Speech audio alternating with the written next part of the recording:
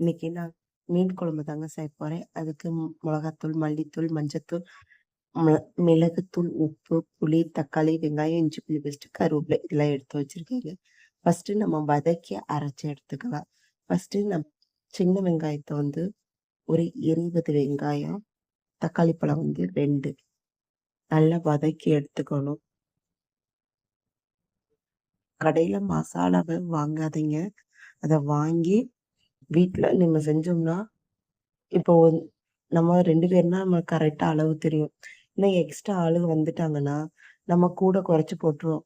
ஆனா அவங்க நம்மள்ட்ட ஒண்ணும் சொல்ல மாட்டாங்க. வெளிய போய் ஏதாச்சும் நம்மள சொல்லி சொல்லி அப்படியே நம்மளுக்கு மனவேதனைய ஆக்கி விட்டுருவாங்க. அதனால நமக்கு தெரிஞ்சத மட்டும் நம்ம செஞ்சுக்கலாம். இப்ப வரமிளகா 2 எடுத்து நல்லா வதக்கி ஆற வச்சு அரைச்சு எடுத்துக்கங்க. இதுலயே தேங்காவ நல்லா வதங்குனதுக்கு அப்புறம் ஒரு கையளவுக்கு தேங்காய் திருகி போட்டுக்கோங்க. நீங்க தேங்காவ தனியா அரைச்சு வைக்கணும்னு அவசியம் இல்ல. நீங்க இந்த வதக்குனதுலயே சேர்த்துக்கலாம் தேங்காவ. நம்ம இந்த மீன் குழம்பு தனியா அரைச்சு ஊத்தணும்னு அவசியமே கிடையாது. நம்ம இந்த தேங்காய், தக்காளி பழம், வெங்காயம் இதுலயே நல்லா வதக்கி வச்சுட்டு, நம்ம இப்ப இறக்கி வச்சிரலாம். அவ்வளவுதாங்க. தேங்காய் போட்டுட்டு ரொம்ப நேரம் ஆட்ட வேண்டாம். நானும் குழம்பு வைக்க போறேன். அதுக்கு சட்டி நல்லா காய்ஞ்சதுக்கு அப்புறம் 3 டேபிள் ஸ்பூன் எண்ணெய் ஊத்தி நல்லெண்ணெய் ஊத்திக்கோங்க. Refined oil சேர்த்துறாதீங்க. எண்ணெய் நல்லா காஞ்சதுக்கு அப்புறம் 2 டேபிள் ஸ்பூன் வெந்தயம் சேர்த்துக்கோங்க. வெந்தயம் நல்லா பொரிஞ்சு வரணும். நல்ல ஒரு ப்ரௌன் ஸ்டேஜுக்கு வரணும். நல்லா கிண்டி விட்டு கரண்டி எடுத்து பார்த்துக்கோங்க. நீங்க வெங்காயம், தக்காளி பழம் வதக்குறீங்களா, அப்ப கூட ஒரு 1/2 டேபிள் ஸ்பூன் சேர்த்து நல்லா வதக்கி அரைச்சும் சேர்த்துக்கலாம். இந்த மாதிரி எண்ணெயில போட்டு நீங்க சேர்த்துக்கலாம். பாருங்க, இப்ப நான் எடுத்து காட்டுறேன். இந்த ஸ்டேஜ்ல நம்ம 1 டேபிள் ஸ்பூன் சோம்பு சேர்த்துக்கிறோம்.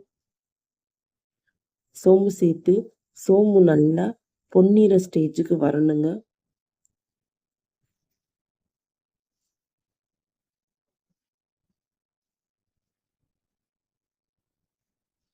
இப்போ இஞ்சி பூண்டு பேஸ்ட்டாக நான் நச்சு வச்சுருக்கேன்.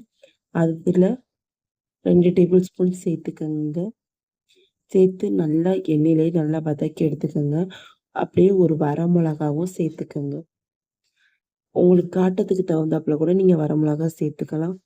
எனக்கு 1 கிலோவுக்கு 1 கிலோ மீன் வாங்கினோம். 3/4 கிலோ வந்து அந்த வாளி இதெல்லாம் போக 3/4 கிலோ இருக்குது. நாங்கள் 3/4 கிலோவுக்கு தாங்க நான் மீன் குழம்பு செய்கிறேன். பாருங்கள், இந்த மாதிரி இஞ்சி பூண்டு பேஸ்ட்டு நல்லா வதங்கினதுக்கப்புறம் கருவேப்பிலை, புதினா நான் சேர்த்துருக்கேன். சின்ன வெங்காயம் ஒரு 20 வெங்காயம் நல்லா பொடியாக நறுக்கி அதையும் நான் சேர்த்துருக்கேன். பாருங்க, இந்த மாதிரி நல்லா கிண்டி விட்டுக்கோங்க. சின்ன வெங்காயம் சேர்த்துக்கோங்க. அவ்வளோ டேஸ்ட்டாகவும் இருக்கும். நல்ல ஒரு காட்டை சின்ன வெங்காயத்தில் கொடுக்கும். அந்த டேஸ்ட்டும் நல்லா இருக்கும். ட்ரை பண்ணி பாருங்க. இப்போ நல்லா இந்த மாதிரி வந்துருச்சு. இப்போ தக்காளி பழம் வந்து ஒரு மீடியம் சைஸு ஒரு தக்காளி பழத்தை சேர்த்துக்கோங்க. நீங்கள் நல்லா பொடியாக நறுக்கினாலும் சரி, நான் 2ஆக நறுக்கிக்கிறேன். கையளவுக்கு உப்பு 1/2 டேபிள் ஸ்பூன் நான் உப்பு சேர்த்துருக்கேன். 1 டேபிள் ஸ்பூன் கரெக்டாக இருக்கும். உப்பெல்லாம் சேர்த்து நல்லா கலக்கி விட்டுட்டு நம்ம தக்காளி பழத்தையும் ஆட் பண்ணி நல்லா வதக்கி விட்டுக்கோங்க. நல்லா பழுத்த பழமா சேர்த்துக்கோங்க. நான் இதுல என்ன ட்ராபேக் மட்டும் பண்ணிட்டேன்னா, தக்காளி பழத்தை நல்லா சின்ன சின்னதா பொடியா நறுக்காம அப்படியே முழுசாவே போட்டுட்டு, நான் எப்போதும் நல்லா வதக்கி நல்லா போட்டுருவேன். இன்னைக்கு பாருங்க, வீடியோ எடுக்கிறோன்றதுல நான் நல்லா வதக்குறதையும் மறந்துட்டேன்.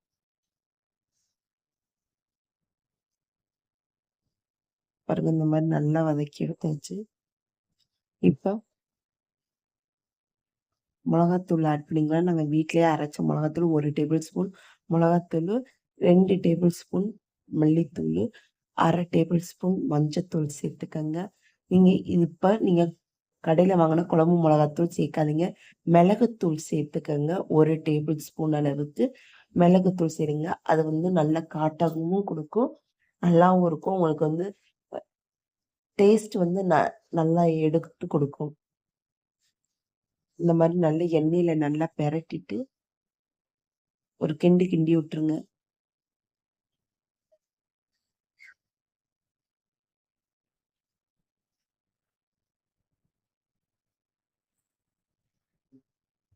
இப்ப நம்ம புளி கரைச்சு வச்சிருக்கத நல்லா கரைச்சு ஊத்தி விட்டுருங்க. புளி வந்து ஒரு பெரிய நெல்லிக்காய் சைஸ் அளவுக்கு புளி இருந்தா போதுங்க. ரொம்ப புளி தேவை கிடையாது. ஏன்னா நம்ம 3/4 கிலோ தான் நம்ம போடுறோம். அதாங்க சொல்றேன். பெரிய நெல்லிக்காய் சைஸ் அளவுக்கு புளி ஊற வச்சா போதும். கரெக்ட்டா இருக்கும். இப்போ உங்களுக்கு தேவையான அளவுக்கு தண்ணி ஊத்தியாச்சு. இதுல நான் மாங்காய் சேர்த்துக்கிறேன். மாங்காய் சேர்த்துக்கிட்டீங்கன்னா ரொம்ப நல்லா இருக்கும். டேஸ்ட் வந்து சூப்பரா இருக்கும். நான் ஒரு மாங்காயுமே நான் சேர்த்துக்கிறேன். ஒரு மாங்காயுமே சேர்த்து நல்லா கிண்டி விட்டுக்கிறேன். இது நல்லா விதை இல்லாத மாங்காங்க. அதனால நான் ஒரு மாங்காய் நான் சேர்த்துக்கிறேன். இது நல்லா கொதிச்சு வர்றப்ப, நம்ம மிக்ஸி ஜார்ல ஒரு கொதிக்கிற ஸ்டேஜ் வரும்லங்க. அப்போதைக்கு நம்ம வெங்காயம், தக்காளி பழம், தேங்காய் இதெல்லாம் பதுக்கி வச்சிருக்கத அரைச்சு நம்ம மிக்ஸி இதுல போட்டுறலாம். அரைச்சிட்டு வந்தாச்சு. பாருங்க நல்லா இந்த கொதிக்கிற ஸ்டேஜ்ல இப்ப நம்ம மிக்ஸில அரைச்சிட்டு வந்தத நம்ம ஊத்தி ஆட் பண்ணிக்கோங்க.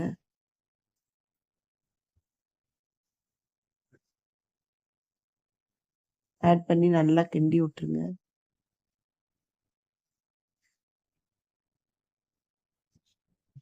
உங்களுக்கு தேவையான அளவுக்கு தண்ணியும் ஊத்தியாச்சு.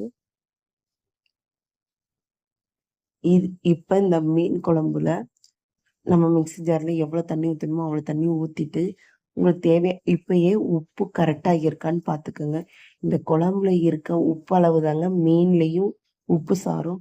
குழம்புல உப்பு கம்மியா இருந்துச்சுன்னா, மீன்லயும் உப்பு கம்மியா தாங்க இருக்கும்.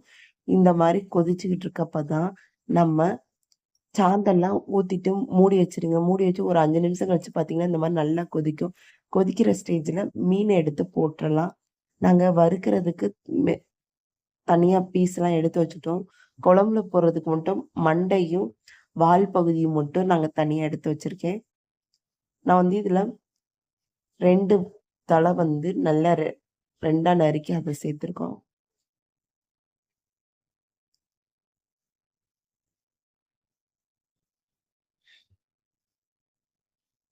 இந்த இந்த ஸ்டைல் வந்து நீங்க எந்த மீன் குழம்பு வைக்கிறீங்களோ, அதே மட்டுமே நீங்க செய்யலாம்.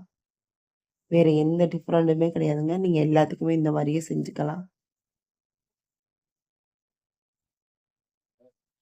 நீங்களும் வீட்ல இந்த மாரி செஞ்சு பார்த்துட்டு எப்படி இருக்குன்னு கமெண்ட்ல சொல்லுங்க. மீன்லாம் போட்டதுக்கப்புறம் அடுப்ப ஆஃப் பண்ணிட்டு மூடி வச்சுருங்க. பாருங்க நான் அடுப்ப ஆஃப் பண்ணதுக்கு அப்புறமும் இன்னும் குழம்பு அப்படியே தான் இருக்கு.